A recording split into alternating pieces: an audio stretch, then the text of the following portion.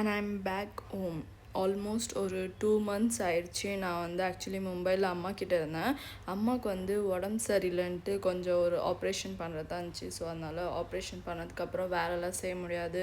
அப்போ ஜோவி ஜாயெல்லாம் பார்த்துக்கிறதுக்கு யாரும் இல்லைன்னு சொல்லிட்டு நான் வந்து அம்மா கூட இருந்து எல்லாமே ஹெல்ப் பண்ணிட்டு இருந்தேன். அண்ட் இப்போ வந்து அம்மா வந்து நல்லா இருக்காங்க. ஸோ அதனால் நான் வந்து பெங்களூருக்கு கிளம்பிட்டேன். அம்மா வீட்டிலேருந்து போகும்போது ரொம்பவே கஷ்டமாக இருந்துச்சு. லைக் அந்த 2 months வந்து எனக்கு நிறைய மெமரிஸ் இருந்துச்சு.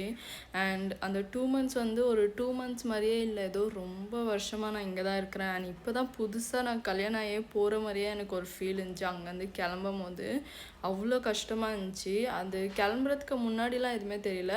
பட் எல்லாருக்கும் பாய் சொல்லிட்டு அங்கேருந்து அப்படியே நவரும் போது தான் இன்னுமே ரொம்ப கஷ்டமாக இருந்துச்சு. நான் அழுந்துகிட்டே தான் இருந்தேனே.